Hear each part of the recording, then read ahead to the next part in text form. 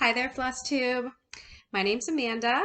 My pronouns are she, her, and welcome to my cross-stitching channel, Sycamore Stitches.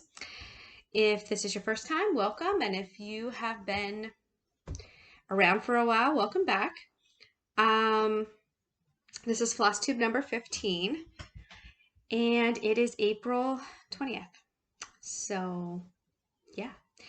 It's supposed to be spring, but yesterday it was snowing where I live in Pennsylvania in the United States. So yeah, and the winter weather brought me a spring cold, which was not great.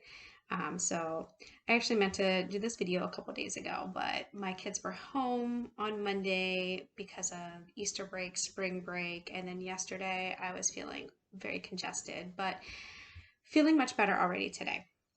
So anyhow, um, that's basically basically what we've been up to. The kids were off for a few days. They don't really get like a long spring break. Some schools do, but they had like a 5-day weekend break over Easter. My oldest went on a trip with her friend's family to the beach, which is about like a 7-hour drive from here. So we don't we don't go there much. It's not close. Plus, I don't really like the beach, which I know is like one of those things you're not supposed to say, I guess. I get very bad sunburn no matter how much sunscreen I have on, and it's sand, and I don't know. It's not that I hate the beach. I won't refuse to go to the beach if someone wants to like send me on a beach vacation, but we usually plan to go to the mountains. I prefer a cabin in the mountains over a beach house any day. So that's what we do. Although I'm rambling now, and I know we'll get to the stitching, but our vacation that we are planning for this summer will be mostly mountains and woods, but we will be going to the coast for a few days of it. So that sounds like a good balance. Of the like 16 days we're going to be on vacation, I think 3 of them will be at the beach. So that's a good ratio for me.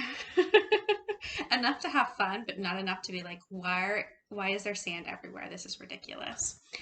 At least my kids are a little bit bigger now, and I'm less worried about them dying every second they're near an ocean. That also didn't help me enjoy the beach. I was like, the riptide is trying to steal my children. Um, anyhow, they're getting bigger now. They're a bit more self-sufficient. Still got to keep an eye on them, but they're not toddlers who are like actively trying to harm themselves at all times. And your main goal in life is to make sure they don't. No more toddlers here, thank goodness. Um, but yeah, and next week will be interesting because my husband, he has a job where he works from home. This is even before the pandemic. He has an office in our basement, and his job has always involved some amount of travel. A lot of it just daily regional travel, but sometimes like going on trips as well. And he hasn't been able to do that for quite a while, so he's been kind of grumpy about just being in our basement constantly and not seeing any people because he doesn't have an office to go to. So he's started going to some of these regional things where he goes to meetings and does presentations and stuff. But he has an actual trip next week. He's going to Phoenix, and he is very excited about that. And I'm excited for him because I know that he's really missed that. However, my job is I'm a doula and I'm on call. And if you know anything about birth, babies like to come, or at least labor seems to start in the middle of the night. Because I don't know, that's how it does. And so it's not uncommon for my family to wake up and find that I have run off in the middle of the night and who knows when I will be back. So when there's not another adult in the house, like there won't be next week, this is stress inducing for me because if I have a client that goes into labor in the middle of the night and I'm waiting on a couple, so it's quite possible, then I need plans and I need backup plans and I need to know you know, whether I have to pack up all three of my kids in the middle of the night and take them somewhere, or whether I have an adult around that I can call in the middle of the night who will come sleep here for a few hours and get them off to school. They're at an age, especially when my oldest is here, that I can leave them at home for short periods of time, but I'm not sure that overnight that's going to work. That's not something we've tried, and I'm not sure that's something I'm ready to try or they're ready to try. So, anyhow, I'm I'm looking forward to next week with the anxiety. But I'm sure it will work out. It always works out. I always figure it out, or nobody has a baby at the times that I'm worried they might. You know. So, how about we get started on some stitching? There's my life update, right? I have one fully finished object. I've shown this before, but I put it in a frame this week. Just in time for, like I said, the spring snowstorm we had yesterday. This is called Ski Lift. It is by Awesome Pattern Studio, which they're on Etsy, but they also have their own website. And I'm sure most of you here on Flosstube are aware. I've been trying to be much more mindful of, I mean, just in the last couple weeks, of if I see something I like on Etsy, going to see if they have their own website, because as you probably know, Etsy has raised their charges on their creators, and it's not cool, Etsy. That's where I get most of my patterns, because I don't do so many like kind of traditional ones. I do more modern contemporary pieces, which seem to be prevalent over on Etsy. So anyhow, this is a great, sorry, it's plexiglass, but it's still got a lot of glare from my windows over there. Anyhow, Awesome Pattern Studio has their own website. Check them out. And I really like how that came out. I was thinking about putting it in a blue frame, but all the frames were coming in 2-packs off of Amazon, you know, which is even more evil than Etsy, but I still buy there. At least for my frames. And anyhow, everything was coming in 2-packs, so I did decide to get this kind of cream one, because now I have 2 of these, and I'm sure I can find a use for a second one versus the blue. I don't know if I would have ever used the second one. So there's that. I also have a finish. I wanted this to be fully finished, but it doesn't fit the frame I had for it. Anyhow, this is from Emma Congdon's second cross stitch book, Cross Stitch for the Earth. And none of the patterns have names, but obviously this, you know, the words on it say "Be kind to all that lives," so I just call this "Be Kind." And it came out really nice. I really enjoyed stitching this one. This was one that, like, every time I picked it up, I didn't put it down for at least like 4 hours. I wasn't sure that I would like it. It doesn't have a lot of bright colors, which I usually like. They're very neutral, but I've discovered them also very motivated by lots of color changes, which I know some people hate color changes, but for me, it feels like I'm getting somewhere. I finish this color, I get to pick up another one, and apparently that is something that makes me want to keep going and going. So, for some reason, this was supposed to measure like 7 1/4 by 9 1/4. Well, it does measure 7 1/4 wide, but it measures 10 inches top to bottom, which is quite annoying because this should have fit in an 8 by 10. And it's still 10 inches, but an 8 by 10 frame is never actually like 10 inches of opening. And this is not a type of pattern that you can cut off anything on the top of the bottom, because there's just all kinds of little details. So I think I have ordered another one. Yeah, I did. It just hasn't come yet. That's more like a 9 by 12 or something. So we'll try to make it work, but I was bummed because I have this really nice frame that is like wood grain that I thought would look really nice for this. This is a gift for someone whose birthday is in early May, so I am finished in plenty of time and still have a little bit of time to get it framed. It's on a 28 count Monaco called tea. It says tea dyed, although it doesn't really look like as if you would actually tea dye it, but that was just the name of the color. But obviously, I did try to measure this, and it was like, it was just a little bit off. Instead of like 28 in an inch, it was more like 29 or 27 or something. It was just like one off. I don't remember in which direction. I guess it would have had to been bigger. So less, so 27. Anyhow, because yeah, it didn't come out exactly how it should have in size, which normally I wouldn't even notice like less than an inch, but since I already had a frame for it, I did notice. So there's that. I was hoping to have us another finish, but I haven't quite got there on this one. Which I'll show you in a minute when I get to my works in progress. Before I do that, I also have a new start, which is right here.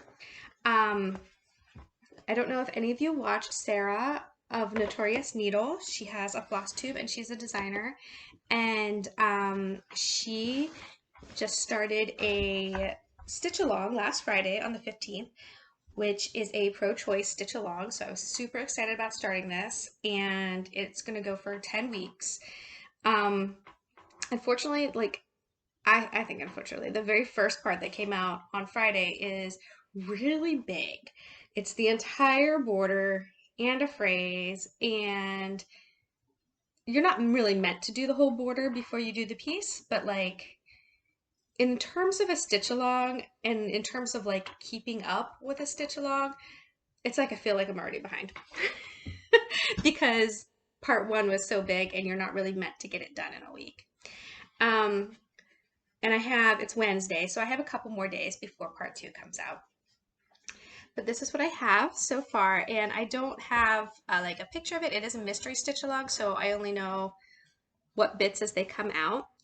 But like I said, she released the entire border with these little curlies in the corners, and then this says my body, and that's all of the pattern that we have so far. So obviously I've made some good progress on it, but I still obviously have another color pink to fill in here, and I still have to finish this word, and I only half did this little star in between them, and then I want to get the, you know, the other doodad over here, which actually is probably over here. And then I won't do the other bit of the frame, including these little doodads that are in the bottom corners, until later on, just to make sure everything matches up. But I love the colors. Here's all the colors that are for the stitch along. We've got pinks and reds and purples and like nice bright turquoise blues. So I'm really excited to see how this comes along. This is on an 18 count Aida, just white because it's kind of big, and 18 count is going to make it more doable, and I guess she's going to show us how to finish it and do it on a piece of canvas at the end, so that should be good. And my grime guard matches it so nicely. I really like that part. I'm really weird about my grime guards matching my pieces. More I'm about them not matching, and it makes me angry. But I pulled this one off a different project because it looked nice with this. So I'm excited about this. I think I've got like 2,000 stitches already in it, something like that. Let me look on Pattern Keeper. I guess that's the other thing. I've never used a Pattern Keeper for like a stitch along. So I'm going to get a new PDF every week. And if I put it in Pattern Keeper, I'm going to have to either not have my percentages right or like go in and manually fill in everything I've done in the past. I don't know how I'm going to handle that, but okay, never mind, not 2,000. I've done 1,400 stitches. But that's still a lot in like 5 days. So it does stitch quick when I'm going. I wanted to share, so in counting across this straight border, it would be very easy to get lost. And I've never gridded, and I'm not sure that I necessarily want to. I don't like the idea of drawing on my fabric, even though I know it washes off. Let me see if I could show you. What I did was I did the border in half stitches, and then every 10th stitch I full crossed. There you go, you can see it. And then eventually I will go back and like obviously cross all those half stitches. And then, I mean, I didn't do, some of these are filled in, but some of these are like that on the side as well. And that way I can easily count across so I know when I've got to the end of it. Like I said, some other day when I'm doing something that I can't, don't need to be, that I shouldn't be counting during, I can just fill in all these X's. But it's a nice way to be able to count easily, and it's much easier to count 10 than to count like 100. So that's how I'm doing that. And I will link, we'll link Sarah, or I'll mention, I'll put her in down below. She has a floss tube as well. So check her out if you're not already. Okay, so that's my new start. So I guess it's time to head into my works in progress, my whips. Okay, first we're gonna show you my trouble child. who I didn't know was a trouble child until like yesterday. Ugh. Okay, first I'll show you the picture. This is the Cross Stitch for the Earth book that I mentioned for the Be Kind to All That Live. And I'm working on this one as well, which I call 4 Seasons, which is like a 4-season sampler. And I'm going to do each season in the season that it is. So I just started it on the first day of spring. So I'm working on this spring section. And I'm down to about here. So you'll see, I just have to do these ducks and frogs to finish out spring. I will put a picture of where I was before, and then here's where I'm at now, which is about like 3/4 through the spring section. Luckily, I do not often make mistakes in my counting. I think I'm kind of spoiled too, because I haven't made a mistake, or at least not a big one, in a long time. Like missing a confetti piece and filling it in with a different color, like big deal. However, I realized a couple days ago that I'd made a pretty large mistake. Well, not large, but like skipped a whole row. When I came down and did this tree, the base of the tree, somehow I did it a little weird and I didn't bring it down enough by 1 row. And then I did this based off of that, and then I did this based off of that. I've already started to fill in some of my mistakes, so you may not see. And I didn't realize until I did all these green things coming up, did all my tulips, and then was doing this yellow band.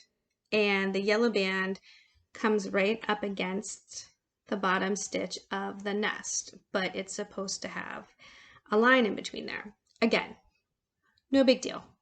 It works just fine. However, this is built in such a way that the seasons kind of bleed into each other. And there is always 1 or 2 motifs that carries across through the seasons. In this case, the tree is obviously part, but below the tree, which is where I'm going to have the issue, there's a duck, goose kind of butt, like right here. That the butt will be on this side, and then like the head will be over here. So I can't be minus a line because everything over here will all be messed up.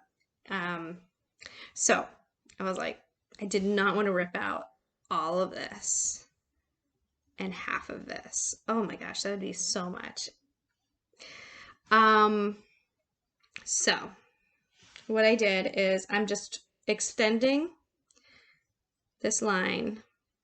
I'm extending all these colors down 1. So the tree, these 2 greens, and then over here, I couldn't really extend down because these bulbs were already done. So I just put another line of dirt, and and when I do the next color down here, there's blank spaces, like as if leaving room for roots. So I left a blank to kind of blend into that part as well. And then the only thing that will still be noticeable after I fix this is obviously there's not a line in between these 2, but I don't think you would notice particularly. It doesn't look bad to be right up against it. I mean, it would probably look better to have a line between. And then the other thing is, strangely, I don't know if I could show you. I had counted right for half of these greens and wrong for half of these greens. So like the light green comes up a little higher than where the water comes down. I thought about ripping that out and redoing that part just because it doesn't come out even. But I've done the dark green and you can see over top of it, you can see like you can't even see the light green because of how I decided to stitch it. So like I can't even rip it out without ripping out like both colors. So I'm just gonna leave it. And I just explained all that just because I don't know, there's often ways to fix things without ripping everything out, but I don't think that it will even be noticeable to anyone but me when I'm done.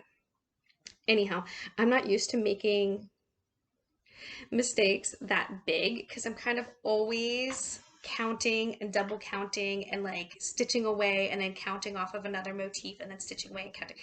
I'm kind of always double checking myself and triple checking myself.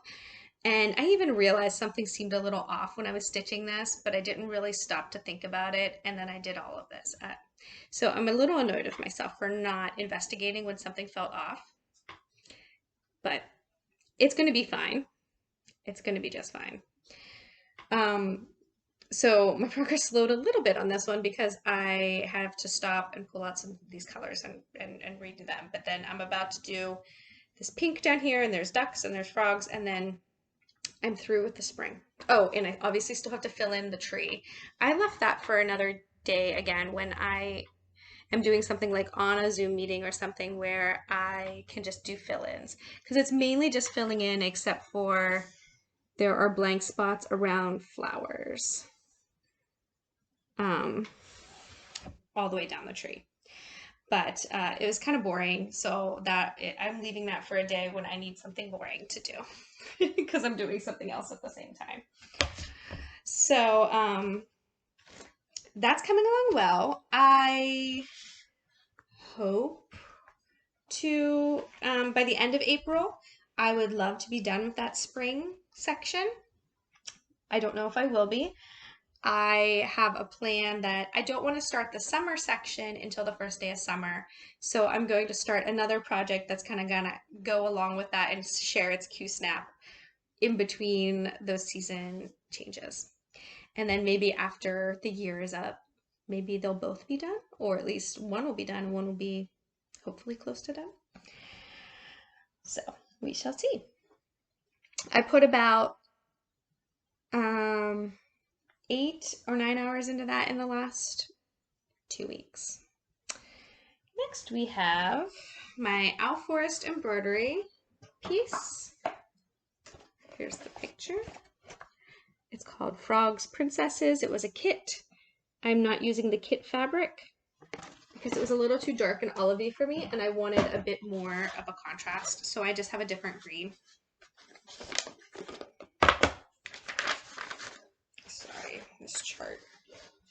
They send you a paper chart and then they also send you, I can't show you it, but like you can see the outline of it. Like they send you a second chart that you can just cut up into your different motifs, which is kind of nice, actually. Instead of making like a working copy, you can just use that as your working copy, and then you just don't have to unfold the big, huge paper chart in front of you. So this is where I was last time. And here's where I'm at now. And so I have done a whole lot more of the robe. Basically, the robe is done. There's just a couple things that are going to be in the neck piece here. There's a yellow cuffs right before her hands, and there's a little bit more of the headdress part that needs done. But besides that, and then obviously her face and hands, which are, I would like to get to those soon because those are actually 2 over, I guess 2 over 1. I might have to do it 1 over 1 though. This is on a 32 count, and it's 2 over 2, but her face and hands are to be done over 1. I think they have it charted as 2/1, but I'm not sure if that will work. I'll probably have to go down to 1 strand to do her face and her hands. And he doesn't show up very well here. He does in person. There's the swan is basically done. He has a beak that I haven't done. But it's coming along well. I'm still on this center motif, but it is the biggest motif. So by next time we do this Flosstube, end of April, I would like to be done with the center motif. So that is obviously the rest of her face and hands. And then you can see this pillar that starts here and it goes kind of all around her. And then there's like some extra little star things, kind of like this yellow one, that are kind of filled in around there. So I would like to be able to finish that whole center motif by then, hopefully. I've been having fun experimenting with how the variegated colors go. Like this robe, the green part of the robe is all one color, but I experimented with, obviously, it's like dark to light, and then this part is dark again. Anyhow, it seems to be working well. So that's where I am on that. And it looks like I did about 9 hours on that one in the last couple weeks since last time. Okay, sorry about the interruption, which you won't notice because I'll get rid of it, but I was getting a phone call because my dog escaped from our fenced yard and was playing around in the street, and an Amazon driver nicely called me instead of running her over. Oh, she gets like this sometimes in the spring, and she digs her way out, and we have chicken wire and all this stuff to try to reinforce the area where she escapes, but she still manages sometimes. I don't know how. She is kind of small, but she is fat like a sausage. I call her a big sausage dog, and I do not know how she wedges herself underneath our fence. But apparently my husband went for his lunchtime walk and he didn't take the dogs, and so I think she was distressed about that because he usually takes them, and she was trying to escape to go on her walk. Our older dog is having trouble breathing when he goes on walks, and until we can get him checked out and figure out what's going on with him, there's like a cardinal out there I was looking at, then he's not, we can't take him out. So I guess my husband decided to not take any of the dogs out, and she was distressed by this. There's only 2 dogs, but one who's old and one who likes to escape.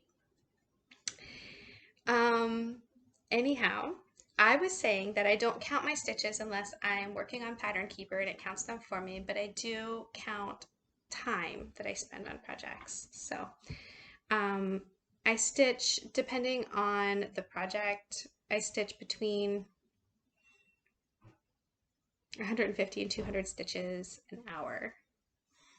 So it depends on whether I'm stitching. I have some of my projects I'm stitching with like variegated floss, so I have to do each X individually. Those are more like 150 stitches in an hour. And then my regular projects are more like 200 stitches an hour. About that. So, okay. Next piece is that I have on my list is my Twisted Rainbow Sampler by Northern Expressions Needlework. Here's the picture. This is, I'm sure you've probably seen it around on Flosstube. Lots of different people were working on this or have been working on this. It is 18 bands, 19 colors. The colors switch in the middle of each band, and then every other band is cross stitch and specialty stitches. I'm in band number 5. So this one of the butterflies is where I'm at. I really want to get through the color I'm on, and then there's one more yellow, and then I get to move on to the colors that I'm more excited about after I get through these next 2 yellows. The colors that are coming up are the greens and blues and purples, and these are the colors I've already done. Doing this in Dinky Dyes silks on a 32 count black linen. Let me put something behind this. Here's where I was last time, and here's where I am now. So I have not finished the color that I meant to finish. So I was about probably around here last time, so I have continued on through this band. So I did 2.5 hours of this one, and I only have a little bit more right here to finish this color, and then I'm on to the last yellow. So go.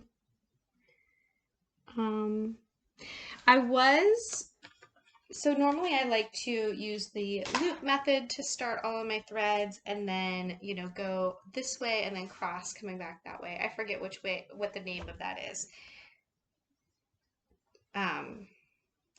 But I had stopped doing that at the beginning because I've never worked with silk before, and it seemed to not seem, even though there's only been one color that's variegated, it seemed to like kind of be unraveling weird when I did that, and I got worried that maybe I shouldn't do that with silk.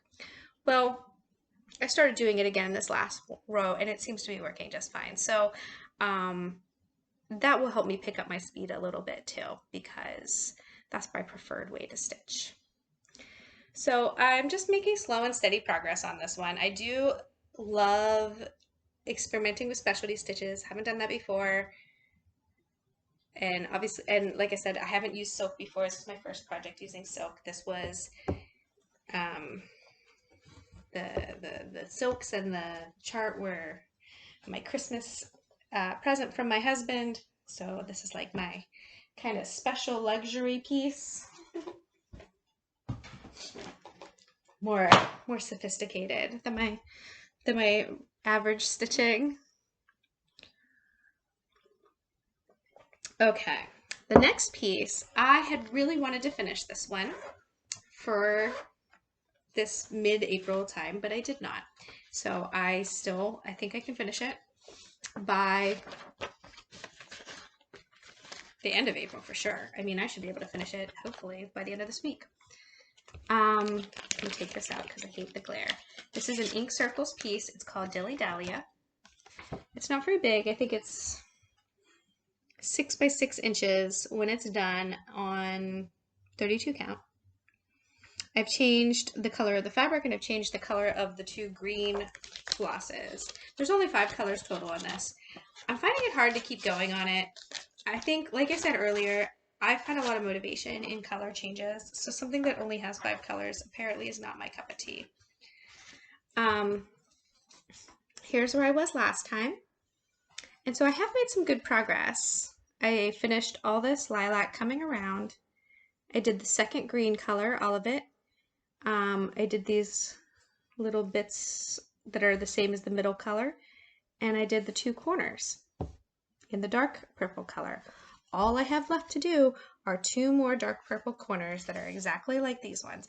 I think also this is the first ink circles piece that I've ever done, and maybe ink circles isn't for me. I've done a mandala piece before and didn't mind it, but it's just a little too, I don't want to do something a million times. I've already stitched these little birds. They're very cute. I liked stitching the first one. I've already stitched 4 of them. I've got 4 more. I don't want to keep stitching the same thing.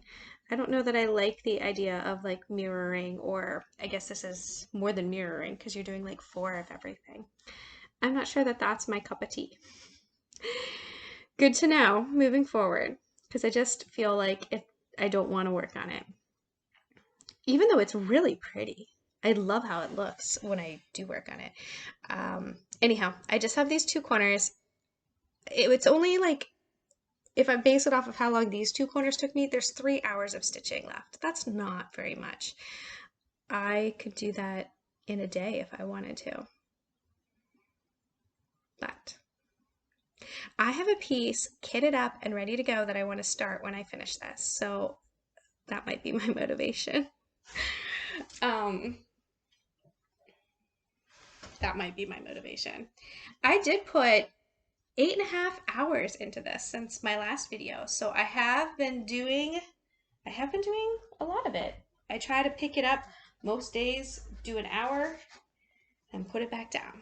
But like I said, I would need 3 more of those days to finish it. Maybe I can just do that. Before I move on to my next work in progress, let me just show you a sneak peek at what I do have in my plans for when I finish that. This is going to be to motivate me to finish that because I like to finish something before I start something new. So I have something that is ready to go. I'm not going to actually show you what the pattern, obviously I'm not going to show you the pattern. I'm not going to show you what the picture is. I'm going to show you the fabric and the floss and give you a clue. And I want to hear if anybody has any guesses about what it is. Because I'm sure by the time we do this video again, by next Flosstube, I will have started it. So I would love to hear your guesses. First off, here's the fabric. It is, and you know what, I probably did show this at one point in a kit parade. So if you've been watching, maybe you'll already know the answer. But there was a lot of kits in that kit parade, so maybe you won't. The fabric is a picture of this plus willow. It's like a yellow, but with a green tinge. And then here are all of the flosses. So it's not going to be that big, but it has a lot of colors. Here's your main clues. Lots of colors. But predominantly, I know it might be hard to tell from here, but there's predominantly greens. Lots and lots of greens. Green floss and yellowish fabric. So yellow and green, those are clues. And then the other clue is that it is a movie. It has to do with a movie, a classic movie. So let me see your guesses. And you'll see if you're right next time. I don't know. I don't know if I have any prizes. If you guess right, maybe I will see if I can find a prize for you. How about that? How about that? Let's give it a try. So obviously my plan for that piece is to finish it so that I can start the other one. Next we have, I didn't put a lot of time into my big watercolor bear. So progress has been slow on this. I have just not been wanting to do it. This is the picture of what it will look like one day. This is called Bear. I call it Watercolor Bear by Alisa Okneas. It's quite large. I don't know what the stitch count is. 200 by 261. And I am in this top section of tree limbs coming across.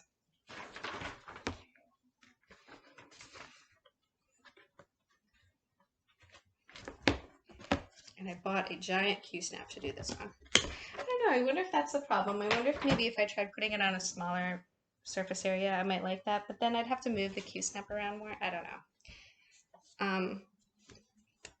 It's hard for me to use the pictures. They get really pixelated, but I will try to put a picture of where I was before. You may not even see a big difference, but here's where I am now. I have filled in a bunch of these darker green colors. I only worked on this for an hour and a half and put in 224 stitches. So that's still, you know, progress. But I really only picked it up once in the last 2 weeks and put in those like 224 stitches. So slow and steady, slow and steady.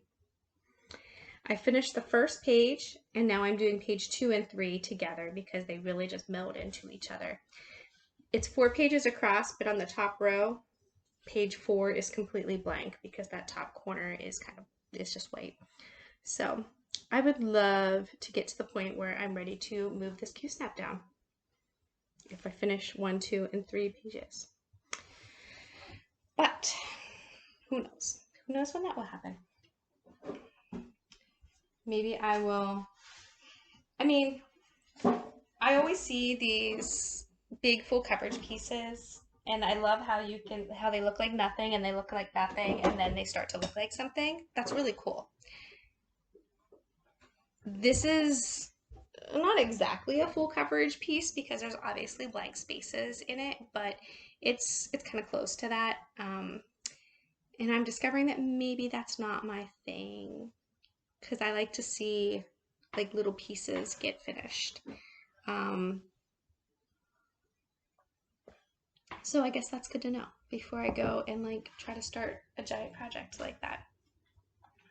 So, okay, my last work in progress is my counted canvas work piece, or what is the word? Counted canvas work, charted needlepoint. It's called Azaleas in the Moonlight from Nancy's Needle. It's so pretty. Got all these like sparkly threads in it. Here's the picture of where I was. I had the small, or not the small, but the inside square done. And here's where I am now.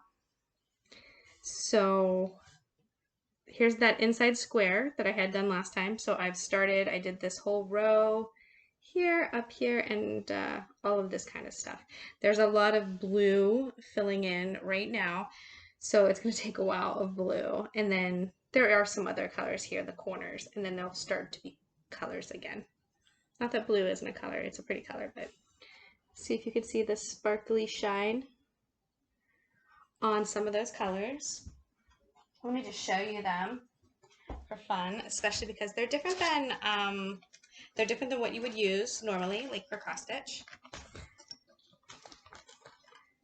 Here's a bunch of pearl cotton.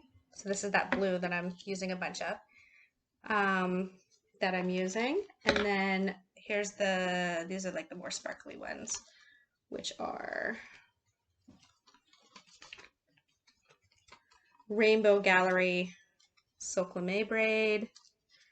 And this one is a Karan Snow, which I guess is their like glittery metallic kind of line. So those are the different colors, and it's on the stretcher bars and it's tacked to them. If you're interested at all in more information about counted canvas work, or if you want to start one and don't know how, Carolyn Stitches on YouTube, she did some great tutorials. She's been doing these projects, which is what made me want to do one. And I just bought a kit because it's a new thing, so I don't know how to kit it up myself really, I guess. But if that's something that interests you, go ahead and look there. And I also noticed just this week on Sunshine Stitchers that EJ had bought a couple patterns of this too. So maybe we'll see some more out and around here in Flosstube. They're kind of fun. They're different, but they're fun. So, okay, plans.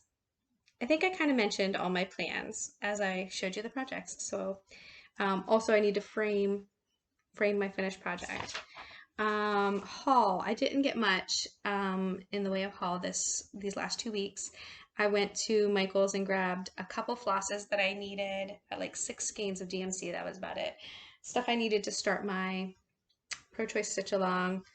I had done this before, and then I did it again because I needed a couple more, or I needed a couple more.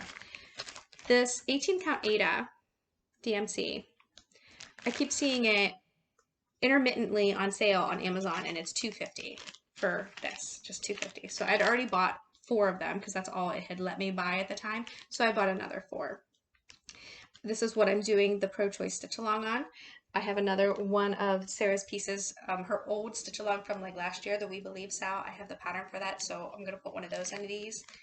And then I have several of these like National Park patterns that I had bought that I showed before that are very large that I'm going to put on this. Basically, I had several projects in mind that I wanted everything to match, so I grabbed a bunch of those. So I bought 4 more of those. I was like, you know what? I've got a bunch of them. I hope I like 18 count. I've never stitched on it. I have started on that Pro Choice Stitch Along using that fabric, and I love 18 count. I've really liked 16 count. I might even like 18 count more. So I had mentioned on my last video that I started with 14, then I moved to 28, then 16, then 32, which I mean, those are basically the same thing, right? And now 18. I guess I'm gonna have to get something on 36. I'm just kind of working my way down in size. Um, and I'm assuming that there will be some sweet spot that I really, really enjoy. Or maybe I'll enjoy a lot of things and then I'll know what works best for different projects. All I know is that before, when all I was doing was 14 and 28, I started a piece on 28 that was 1/1. And I hated it.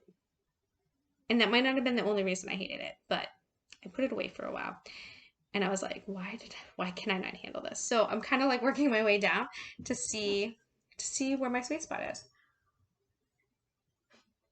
So I think that's it on haul. Besides also, like I said, the frame, this frame came in a 2-pack. So I have another one of these. I have a bit of a frame stash as well, because I buy a lot of the kind of cheaper frames on Amazon that come in like 2 or 3 packs. And so when I buy one, I have extras. So I have like a whole box of frames, which is kind of nice because sometimes I finish a project and there's something, I don't have to go looking for something, it's already there. That's it. I think I'm going to do some shopping though. So I should have some new hauls, maybe some new patterns and stuff next time we do this, which will be at the end of the month. I just got my tax return today, yesterday. I don't know. Obviously, I'm not going to spend my entire tax return on stitching supplies, however tempting that might be. But usually when we get that, it's kind of like, oh, you get to treat yourself to something little. So I might buy a thing or two that I've had on my wish list. We'll see. So maybe by next time I will have done a little shopping. Not that I need anything new, but you know, I might treat myself. As far as my hiking update, hiking has been rough. I told you it was snowing here yesterday. It's been raining and snowing, and it is incredibly muddy where I live. Worse than it was last spring for sure. I went out hiking last week and it was so muddy. It was actually to the point that I felt guilty being out. When the trails are really, really muddy and you're just sloshing through them and to the point where you're kind of walking around larger puddles, it's really not good for the trails because you're widening the trails because you're walking around to avoid the worst part of the puddles that want to suck your boots off. Also, you know, there's plants that grow along the trail and you're killing them because you're trying to avoid the biggest patches of mud. Even knowing that and trying to not do that, it's like it's hard to not do it a little bit. Anyhow, my point is the trails were so bad last week that I really shouldn't even been on them. At least the ones that I usually use. So I haven't hiked for like a week. And there was Easter and stuff, but this weekend, so that kind of cut into my thing. I have some plans to go on a big hike with my friend who is training with me for this hiking challenge we're doing at the beginning of the summer. So I really want to get back into my schedule. I keep getting derailed. The weather is not happy about it. But I will get back to that. However, when I was out on that muddy hike, there were spring beauties blooming all over the place on this one trail. On one part of the trail, there were buds on the trillium. They weren't bloomed yet, but there were buds on the trillium. There were buds on the cutleaf toothwort. So I really should get out this week. Maybe I'll go out tomorrow if it's not snowing. It's sunny now, so probably it'll be fine. Because I bet there's a lot more flowers blooming this week. I love April and May and getting out several times a week because every time you go out, there's new stuff sprouting and blooming. It's just such a fun time to be out in the woods.